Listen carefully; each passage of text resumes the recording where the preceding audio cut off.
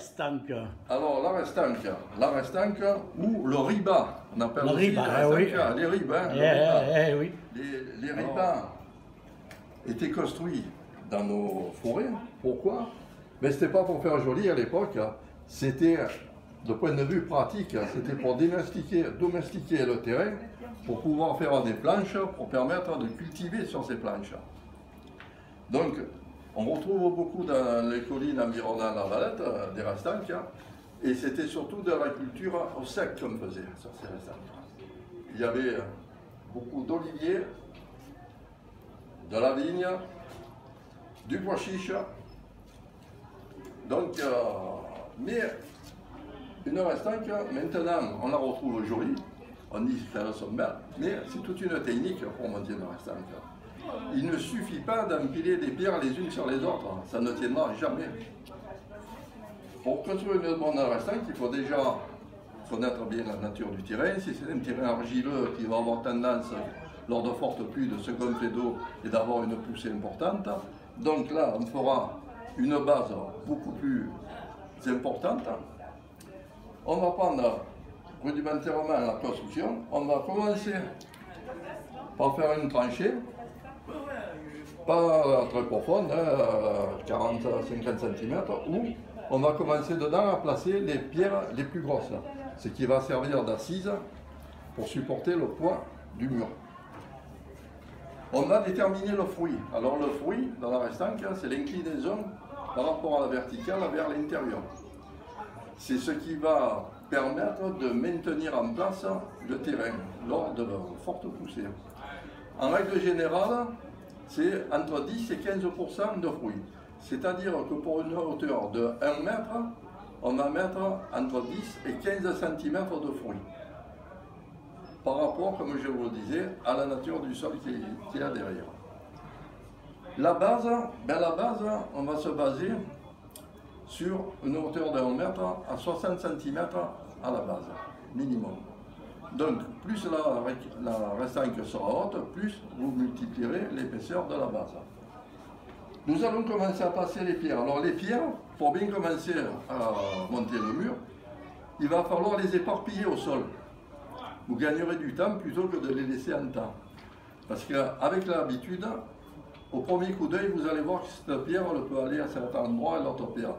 Et on dit qu'avant de placer une pierre sur un mur de restanque, on va la bouger 7 fois.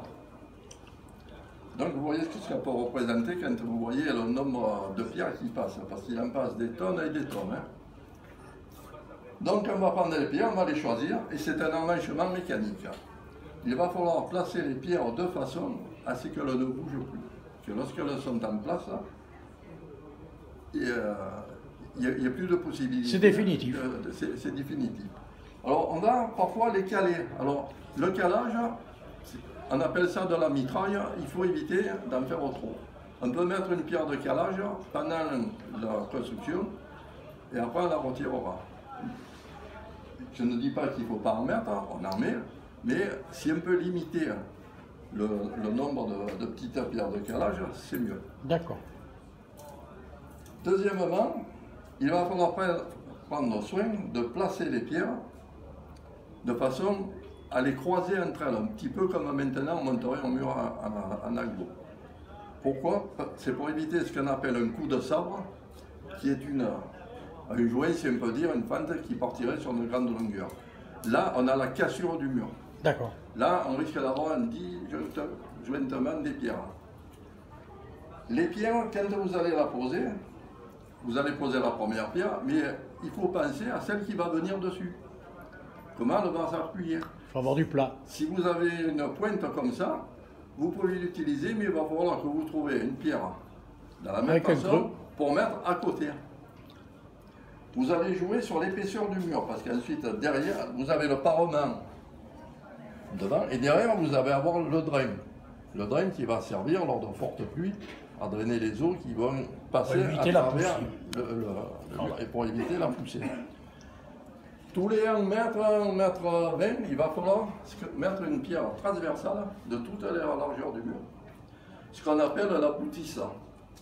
Cette boutisse, elle a pour but que lorsqu'on va remonter par-dessus, elle va servir de contrepoids, puisqu'elle aura des pierres qui vont venir s'appuyer sur toute la longueur de la pierre, y compris la pierre de parement et la pierre derrière du drain qui va venir. Et ça évite le basculement. Donc lorsque vous allez avoir une pierre assez longue, ne la mettez pas en long sur le mur, vous la gardez précieusement pour la mettre en boutisse. Parce que bien souvent, on a tendance, lorsqu'on a une pierre un peu longue, de la mettre en parement. C'est pas bon. C'est pas bon. Il ne faut pas jouer sur une petite épaisseur.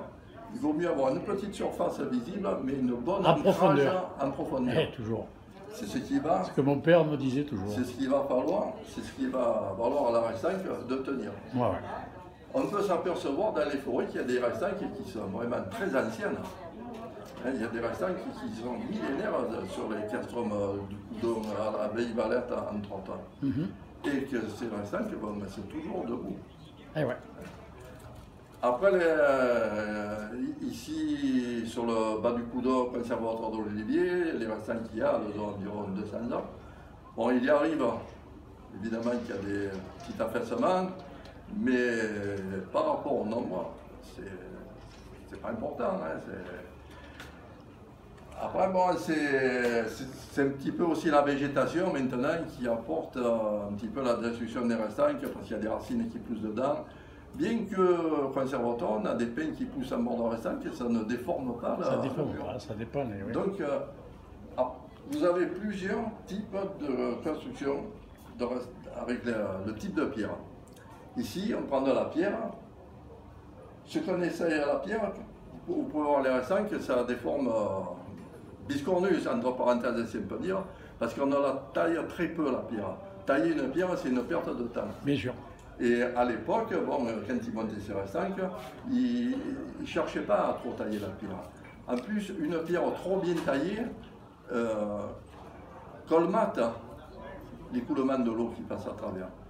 Parce que plus les pierres sont serrées, moins l'eau va circuler entre les pierres.